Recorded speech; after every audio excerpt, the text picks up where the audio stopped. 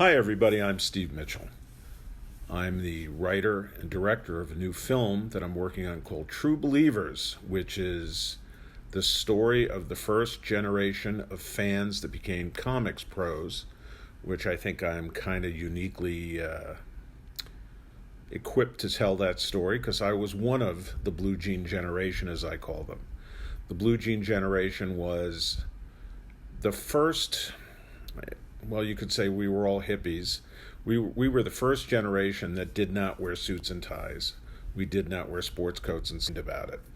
And True Believers is going to be a feature-length documentary which will tell the story of this sort of ragtag group of young fans who wanted to become pros and eventually did become pros, who eventually created some of the most interesting and important, as they say, IP, which is being made into films and television today. What's also interesting about the documentary will be the fact that while it's a story of having dreams and fulfilling your dreams, it's also having dreams and fulfilling your dreams at a time when the comic book business was on shaky ground. So this is all sort of the territory that we're going to cover in the film, and I feel that I'm somewhat uniquely qualified, as I said before, to tell this story because I was part of the generation. I worked at DC Comics. I worked for Neil Adams at Continuity Associates. That was an interesting experience. And then eventually I became a freelance inker, and I had a career that lasted, my God, was it four decades? I'm not entirely sure, but it was a long time. It was a lot of fun, and I had a lot of great experiences. And one of the things that we're going to do with this Patreon podcast is we'll keep you informed about the progress of the film. We'll let you know about some of the behind the scenes things that are going on, some of the experiences of shooting the interviews, talk about the crafting and the making of the film. Just in case you don't know, I was the writer, producer, director of King Cohen, a documentary biography of the wild and wacky maverick filmmaker Larry Cohen, which, by the way, and I'm bragging, but why not, is 100% fresh on Rotten Tomatoes. It was a New York Times Critics' Pick, and we won an award at the Fantasia Film Festival. So it's a very entertaining film, and I hope you can check that out at your leisure. It's on all the on-demand platforms, but my two loves in life have been comics and film. And what we'll do on this broadcast, or podcast, I'm sorry, is talk about my comics career, and I will share exclusive, never-before-heard anecdotes of some of my experiences and kind of, I don't know, I'm kind of a 6 degrees of Kevin Bacon kind of guy. I know an awful lot of people and have encountered a lot of people in my comics career, work with a bunch of them. And again, what I think I can do here is create some living history with the podcast, but also with ultimately with the film, and talk about what it was like to work in comics.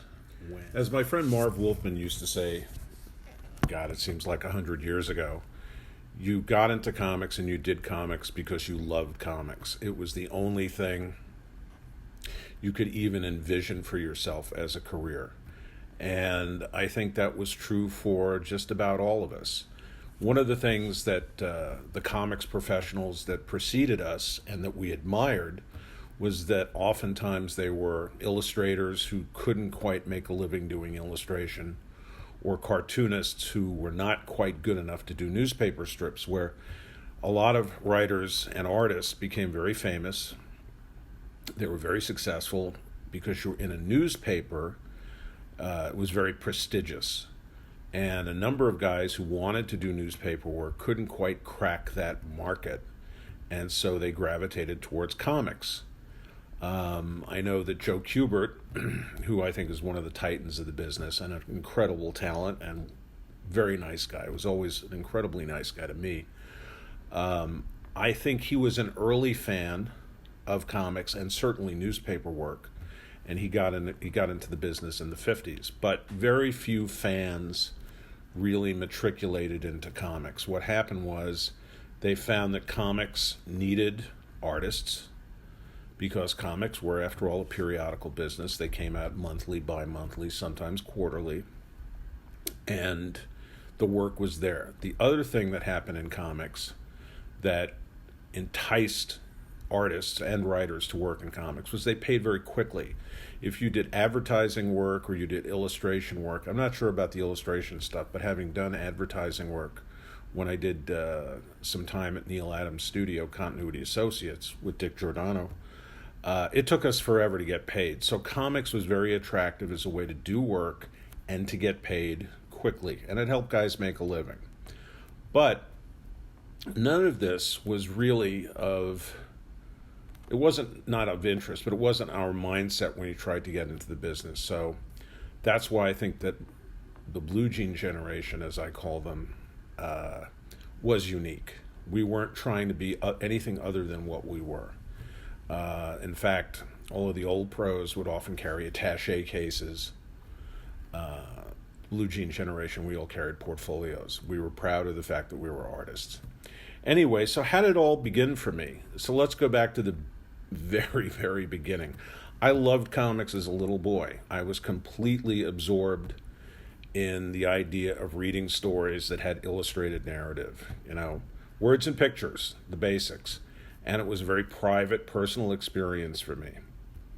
One of the things that was nice was I could go somewhere in my house with comics, and I could go on adventures around the world with adventure heroes, science fiction heroes, World War II action heroes, and superheroes.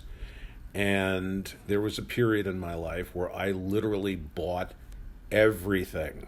Some guys bought Marvel comics, some guys bought DC comics. I bought everything. I bought Marvel, DC, Gold Key, Dell, Charlton, Tower comics, which were created by Wally Wood, one of my heroes, were tremendous and very exciting and hard to find. They had terrible distribution for what that's worth. But I bought everything. In fact, my dad once said to me, "You'll grow out of it." And I said, "Gee, Dad, I don't think so." So as a fanboy growing up in New York City, one of the things that I had was access. And I found out, I don't remember how I found out, that DC Comics used to have a Thursday tour. It was the Thursday after lunch tour. And you could go to their offices, and then they would show you around. Well, how great is that? I had something that most other fans didn't have, which was easy access, because I grew up in New York City. So I think the first time I went on the tour, I think I was 13 or 14 years old. My parents let me go into Manhattan. I grew up in Queens by myself. Now, granted, I was a big, goofy kid, and my size may have worked in my favor, but they were simpler times. Parents didn't really worry about all the bad stuff that we now know that can happen to kids. So I would go to Manhattan by myself.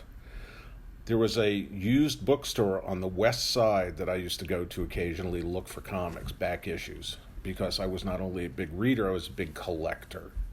And then I would go back cross town to 575 Lexington Avenue, the Grolier building, which was gold.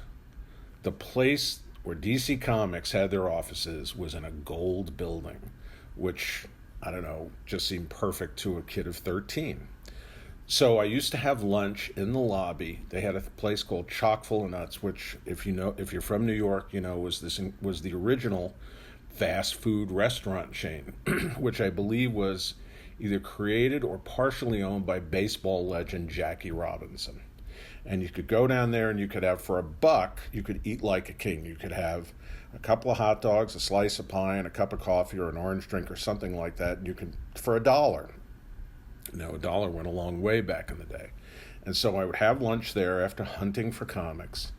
And then I would go upstairs to the waiting room. And I remember going up to DC for the first time and was kind of amazed at how ordinary it was. It was just a reception room with a little window, and the receptionist, who was also working, was an operator for the phones. This is back in the days where you see old movies, you see women plugging things into some sort of complicated board to connect to. Well, I'll connect you, they would say. And so I said, "Hi, I'm here for the tour," and I'm sure my voice was about 19 octaves higher than it is now. And she said, "Well, it's after lunch, so just please wait." And I said, "Okay." and they had like a couple of benches. I mean, it was really not a very hospitable waiting room. There were no indications of the characters, no drawings of Superman or Batman or Wonder Woman. And there I sat, there I waited. And then eventually some other kids showed up. Now they technically they were kids. They were probably maybe 4 or 5 years older than I was. And that's where I met Marv Wolfman. I met Jerry Conway, the late Mark Hannerfeld, who was a wonderful guy, Len Wein, and some other fans who would show up for these tours and use it as an opportunity to get inside the company. Now, I thought everybody who created comics worked inside these offices. And I found out very quickly once the tour started that most of the pros who were my heroes worked at home or worked in a studio. Very few of them worked at DC. However, Carmine Infantino had an office there. He was a very important member of the DC team, and they allowed him to have a studio. And this is where I met all these great editors. Jack Miller, who was very warm towards us, Murray Boltinoff, Jack Schiff, George Caston. George Caston always kind of looked at the fans like, why are they here? Who are these children? I don't make material for kids. He always sort of seemed puzzled by us, but he was essentially a very nice guy. I met the famous Julie Schwartz, who was cranky and curmudgeonly. Robert Kanigher, who was one of my favorite editors because he wrote Sergeant Rock as well as edited it. I liked that book because I was a big Joe Kubert fan. He almost looked through us like he didn't want to know that we were there. And then Mort Weisinger, who was the most important editor at DC because he edited the Superman comics. And he was pleasant enough. But he wasn't hostile. It's like he knew that we were the market. And I don't know, maybe the editors were annoyed by us. God knows if I was in their position, I would have been annoyed. But they were mostly all very nice to us. And then the production department, where the paste ups and the coloring were done, was a very dark room. It had no windows. And in there was Jack Adler, who colored the covers, who ultimately became the assistant production manager and my boss. He gave me a job. And Saul Harrison, who was the production manager, who was about 5'6", maybe shorter, and I was like 6'2" or 6'3" at the time. I towered over him. But all I can tell you is, at that point in my life, he was the scariest man I ever met in comics. And yet, he appreciated us because we bought their product. He was friendly and scary at the same time. I mean, again, I was over a foot taller than this guy, and he intimidated the hell out of me. And he eventually gave me my first job in comics, which will be another story for a later podcast. But this was my introduction to the world of DC Comics.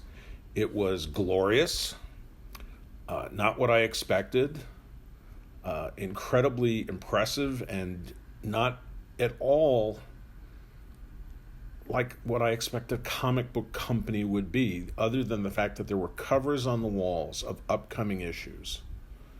There was very little indication that this was a business about comic books.